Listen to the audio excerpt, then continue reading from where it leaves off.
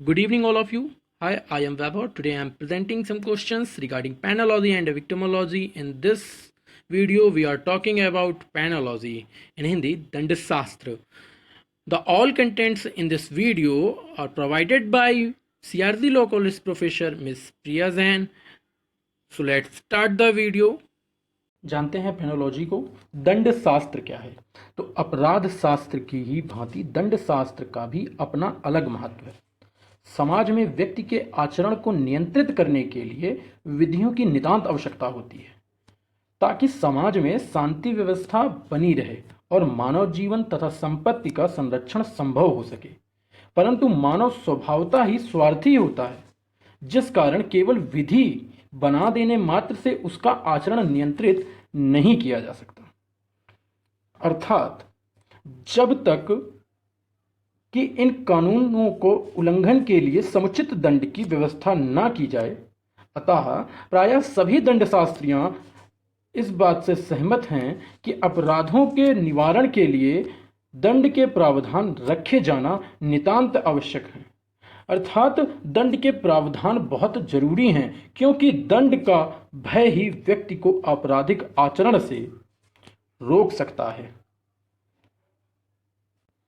दंड की अनिवार्यता को प्रायः सभी दंडशास्त्री स्वीकार करते हैं, लेकिन दंड का निश्चित स्वरूप क्या हो, इस संदर्भ में मतभेद आज भी कायम है। कुछ दंडशास्त्री कठोर दंड दिए जाने के पक्षधर होते हैं, जबकि कुछ सुधारात्मक या उपचारात्मक दंड के दिए जाने के समर्थन में रहते हैं। अगर बात करें सामाजिक परिवर्तनों के लिए, तो सामाजिक परिवर्तनों के साथ दंड शास्त्र के बारे में भी विधि शास्त्रियों के दृष्टिकोण में परिवर्तन आया है।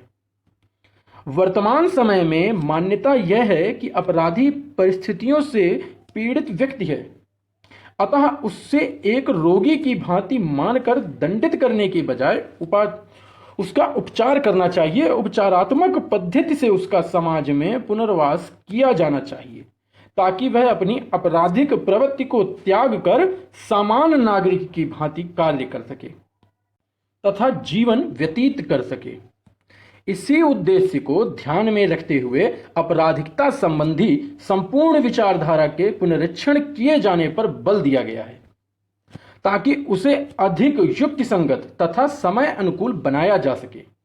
अगर आधुनिक दंड व्यवस्था की बात करें, तो आधुनिक दंड व्यवस्था में दंड को एक बुराई के रूप में माना गया है तथा इसका प्रयोग केवल तभी किया जाना अपेक्षित है जब उसके सिवा न्याय के उद्देश्य की पूर्ति संभव ही ना हो। अर्थात कहने का अर्थ यह है कि दंड में अंतर्निहित कष्ट या पीड़ा अपराधी को अपराध से परावृत रहने के लिए, अर्थात दूर रहने के लिए बाध्य करते हैं, और वह विधि का उल्लंघन करने के बजाय उसका अनुपालन करने में ही अपनी भलाई समझता है।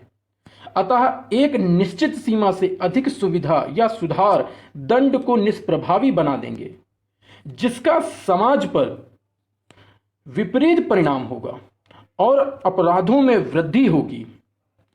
आज आवश्यकता इस बात की है कि दंड शास्त्रियों को अपना ध्यान केवल अपराधी पर केंद्रित नहीं करना चाहिए, बल्कि समाज हित के संवर्धन की ओर भी अधिक केंद्रित करना चाहिए, ताकि दंड नीति का उद्देश्य सफल हो सके।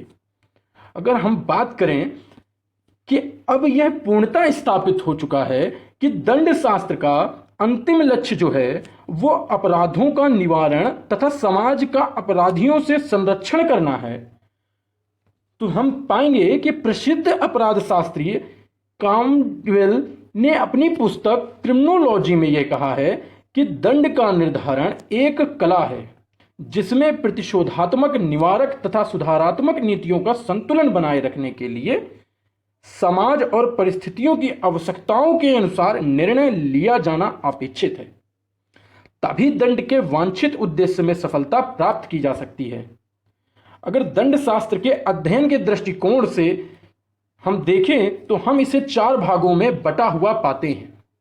हमारा पहला भाग है प्रशासनिक दंड शास्त्र, और दूसरा है हमारा वैज्ञानिक दंड शास्त्र, तीसरा है हमारा शैक्षणिक दंड शास्त्र, और चौथा है हमारा विश्लेषणात्मक दंड शास्त्र।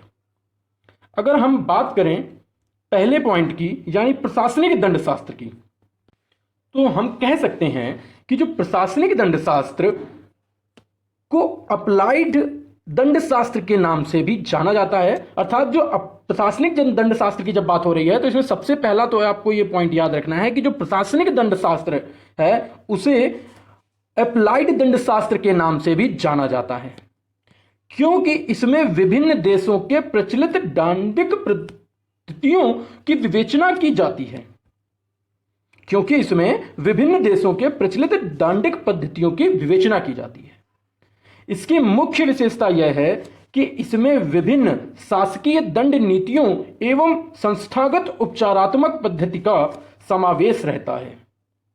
इसी क्रम में हम आगे पढ़ें तो हम ये समझेंगे कि इसी दंड शास्त्र का उद्देश्य अपराधियों की अभिरक्षा और उन पर नियंत्रण एवं उनसे समाज की सुरक्षा करना है तथा यह विभिन्न दांडिक समस्याओं के समाधान की ओर भी प्रयासशील रहता है।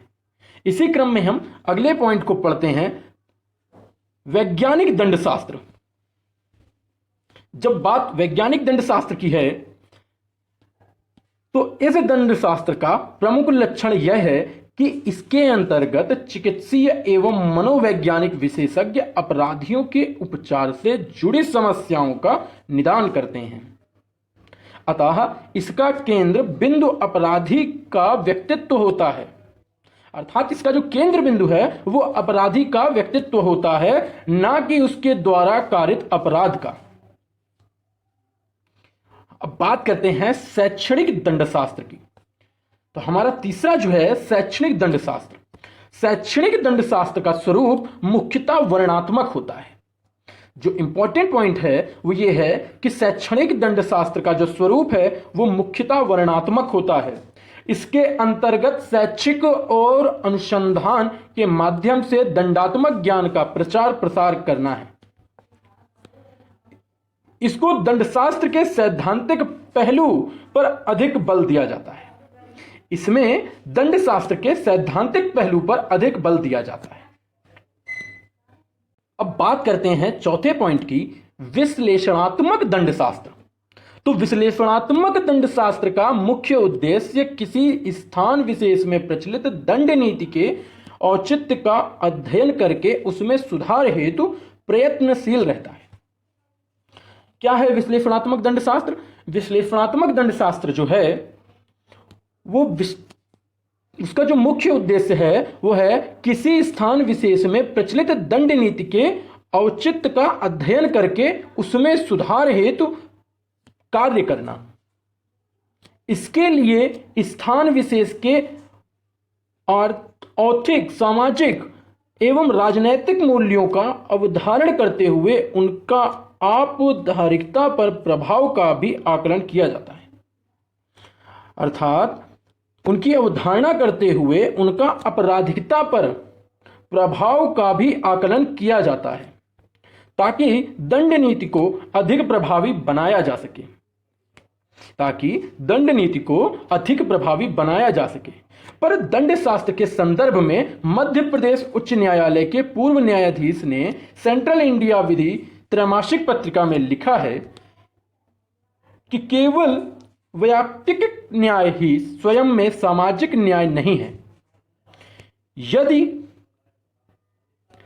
अपराधी के व्यक्तिगत सुधार में समाज का भला होता है तो सामाजिक न्याय का उद्देश्य पूर्ण होगा, परंतु यदि सुधार केवल अपराधी के लिए लाभप्रद है तो न्याय का दम छूटने लगेगा। अर्थात न्याय का जो है अगर ये अपराधी के लिए केवल लाभदायक है या उसके लिए केवल लाभप्रद है तो जो सामाजिक न्याय का दम है वो घुटने लगेगा और हमें यह जानने अनजाने में भी नहीं होने देना है। अब इसी क्रम में हम आगे बढ़ते हैं तो हम सबसे एक मेन हेडिंग समझेंगे कि अपराध शास्त्र, दंड शास्त्र तथा दंड विधि में परस्पर संबंध क्या है। अपराध शास्त्र और दंड विधि में परस्पर क्या संबंध हैं।